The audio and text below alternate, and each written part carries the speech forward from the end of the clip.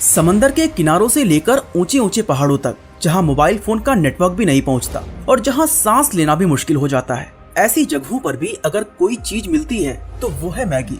सबको पता है कि मैगी कितनी अनहेल्दी फूड है, लेकिन फिर भी लोग इसे खाना नहीं छोड़ते।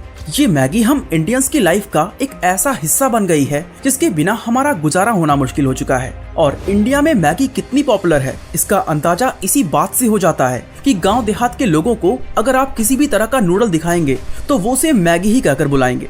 आपको याद होगा, आज से कुछ साल पहले मैगी को पूरे इंडिया के अंदर बैन कर दिया गया था और इस कंपनी को मजबूरन 27,000 टन यानी लगभग 40 करोड़ पैकेट्स डिस्ट्रॉय करने पड़े थे, क्योंकि इसमें कुछ ऐसे एलिमेंट्स पाए गए थे जिसकी वजह से लोगों को जानलेवा बीमारियां हो सकती थी। पर इसके बावजूद ये आज भी इंडियन मार्केट में सबसे ज्यादा बिकने वाला नूडल्स है। ऐसे में सवाल ये उठता है कि मैगी की इस मैसिव सक्सेस का राज क्या है?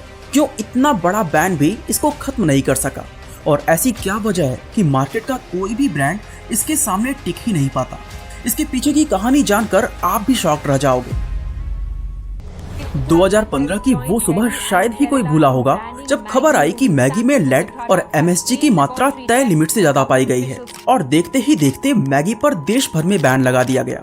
एक ऐसा स्नैक्स जो हर घर का हिस्सा बन चुका था वो अचानक से गायब हो गया। लोग हैरान थे, छोटे दुकानदारों से लेकर बड़ी सुपरमार्केट तक सबके शेल्फ्स खाली हो चुके थे। इस बैन का असर इतना गहरा था कि नेस्ले को मजबूरन 320 करोड़ रुपए का मैगी मार्केट से वापस मंगवाना पड़ा और मैगी का मार्केट शेयर जो कभी 75% हुआ करता था, एक झटके में 0 पर आ गया। वो नूडल्स जिसने देश के हर कोने में अपनी पहचान बनाई थी, अब सवालों के घेरे में आ चुकी थी।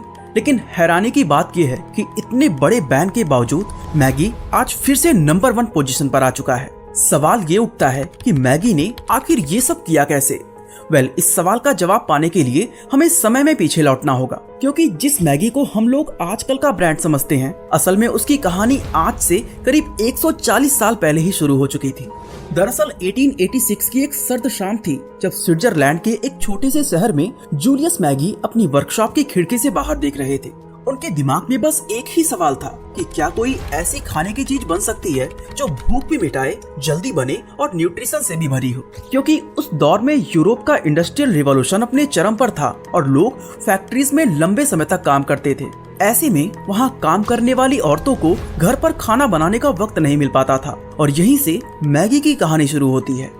जूलियस ने अपने परिवार की छोटे से मील को बदलकर मैगी नाम का एक ऐसा ब्रांड खड़ा किया जो लोगों के बीच पॉपुलर होने लगा। लेकिन दुर्भाग्य से 1912 में जूलियस का डेथ हो गया और उनकी मौत के बाद ये कंपनी एक लीडरशिप क्राइसिस में फंस गई।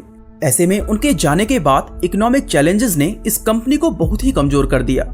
अभी ये कंपनी इस मुसीबत से निकलने के लिए जूझ ही रही थी कि तभी वर्ल्ड वॉर 1 छिड़ गया और यूरोप का हर कोना युद्ध की आग में झुलसने लगा। दरअसल युद्ध के उस माहौल में जब हर देश एक दूसरे के ऊपर शक कर रहा था, तब गलती से मैगी को एक जर्मन कंपनी समझकर उस पर जासूसी के इल्जाम लगा दिए गए और इन आरोपों के बाद अभी कंपनी ठीक से संभली भी नहीं थी कि दुनिया में दूसरा वर्ल्ड वॉर छिड़ गया।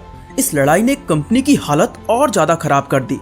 इसी दौरान एक दूसरा स्विस ब्रांड नेस्ले अपनी इंटरनेशनल ग्रोथ को तेज करने के लिए एक नई प्रोडक्ट की तलाश में था एंड तभी उसकी नजर पड़ती है मैगी पर। नेस्ले ने सोचा कि अगर सही स्ट्रेटजी अपनाई जाए तो ये कंपनी उसके लिए सोने की खान साबित हो सकती है।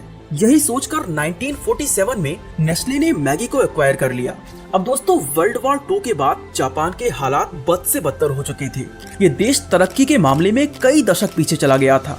ऐसे हालात में जापान के अंदर एक ऐसे फूड आइटम की डिमांड पैदा हो गई जो झटपट बन सके और टेस्टी होने के साथ हेल्दी भी हो। और देश की इस जरूरत को मोमोफुकु एंडो नाम के एक आदमी ने बखूबी पकड़ लिया और वो एक ऐसा प्रोडक्ट बनाने में कामयाब हो गए जिसे 2 से 3 मिनट के अंदर तैयार किया जा सकता था। इस प्रोडक्ट का नाम था इंस्टेंट नूडल्स, जिसकी बदौलत 1958 में दुनिया ने पहली बार इंस्टेंट रेमेन नूडल्स का स्वाद चखा।